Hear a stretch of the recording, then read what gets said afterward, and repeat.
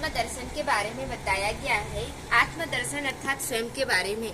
यहाँ पे एक चिंटू नाम का बालक होता है जिसके अंदर सदैव प्रश्न ही निकलते रहते हैं, प्रश्न ही उठते रहते हैं। वो स्कूल के लिए रास्ते में निकलता है तो रास्ते में उसको घर दिखाई देता है और उस घर को देख के सोचता है इस घर का मालिक का नाम लाल है। ठीक इसी प्रकार से हमारा भी तो ये शरीर एक मकान की तरह है। तो इस शरीर रूपी मकान का मालिक कौन है? फिर नीचे आता है तो उसको कार दिखाई देता है।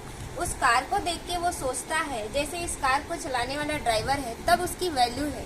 इसी प्रकार से हमारा जो ये शरीर रूपी कार है, इस कार को चलाने वाला ड्राइवर भी तो कोई होगा। तो फिर और भी नीचे आता है तो उसको हॉस्पिटल दिखाई देता है जहाँ उसको कहते हुए सुनाई देता है कि कोई कहता है मेरा हाथ दर्द दे रहा है, कोई पैर दर्द दे रहा है, कोई सिर दर्द दे रहा है। वो सोचता है फिर मैं करने वाला कौन है? कभी भी वो नहीं कहता है, हम ये नहीं कहते हैं कि मैं हाथ दर्द दे रहा हूँ, मैं पैर दर्द दे रहा हूँ, मैं सिर दर्द दे रहा हूँ। अर्थात लोग यही कहते हैं कि मेरा हाथ दर्द दे रहा है, मेरा पैर दर्द दे रहा है, मेरा सिर दर्द दे रहा है। आखिर वो सोचता है कि मेरा कहने वाला कौन है। फिर आगे जाता है तो उसके साइंस के टीचर होते हैं, स्कूल में बताते हैं। वो कहते हैं कि मस्तिष्क हमारा कंट्रोल रूम होता है। आखिर वो शक्ति कौन सी है जो हमारे मस्तिष्क में होता है और मस्तिष्क के द्वारा हमारा पूरा शरीर को कंट्रोल करता है। फिर नीचे आता है, वो देखता है अर्थी अर्थात जिसका कोई भी अर्थ ना हो, जिसका कोई चलाने वाला ना हो। तो इस तरह से इन सारे बातों से वो प्रश्नों से उलझ जाता है और उलझ करके वो दुखी अशांत होकर के बैठ जाता है। तभी एक भाई आता है और कहता है आप इतने परेशान क्यों हैं? चलिए आपके सारे प्रश्नों का आंसर दिलाता हूँ मैं।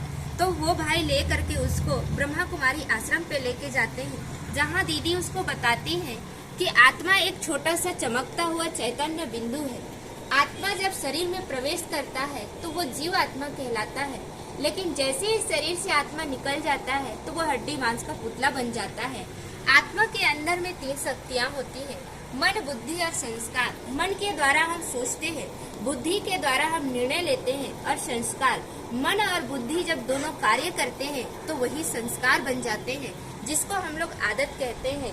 आत्मा हमारे इस शरीर में दोनों आँखों के बीच में जहाँ तिलक लगाते हैं, जिसको हम त्रिकुटी कहते हैं, यहाँ आत्मा का निवास स्थान होता है। जैसे यहाँ पे दिखाया गया है चिता जलता हुआ। पुराने जमाने के लोग कहते हैं कि पता नहीं इस जन्म में हम मनुष्य थे, लेकिन पता नहीं अगला जो जन्म होगा कहीं कुत्ते बिल्ली गधे के रूप में तो नहीं होगा। लेकिन आज यहाँ पे दिखाया गया है जैसे आज हम एक आम का बीज बोते हैं उसमें आम का पेड़ ही आता है। ठीक इसी प्रकार से आज जैसे मनुष्य आत्मा अपना ये जो पुराना शरीर छोड़ करके वो मनुष्य योनि में ही जन्म लेगा। हाँ, उसका जो कर्म है जरूर कुत्ते बिल्ली गधे के समान हो सकता है। जैसे आज हम देखते हैं आज एक कुत्ता गली का भोजन खाता है तो आज इंसान भी भोजन गली का ही खा रहा है, फेंकाया हुआ भोजन ही खा रहा है। आज जैसे एक गधा भोज ढो रहा है तो आज एक इंसान भी भोज ढो रहा है। लेकिन हम ये तो नहीं कहेंगे कि वो कुत्ता और गधा बन गया, उसको हम यही कहेंगे ना कि वो शरीर रूप में जन्म लिया है। तो वो जो वास्तव में हमारा कर्म उसके जैसा हो जाता है, हमारा जन्म उनके जैसा नहीं होता। मनुष्य आत्मा मनुष्य योनि में ही जन्म लेती है और पशु पक्षी योनि में पशु पक्षी योनिया में ही जन्म लेती है। फिर यहाँ पे बताया गया है कि ये सारे प्रश्नों को सोच समझ करके वो चिंटू नाम का बालक वो खुश हो जाता है।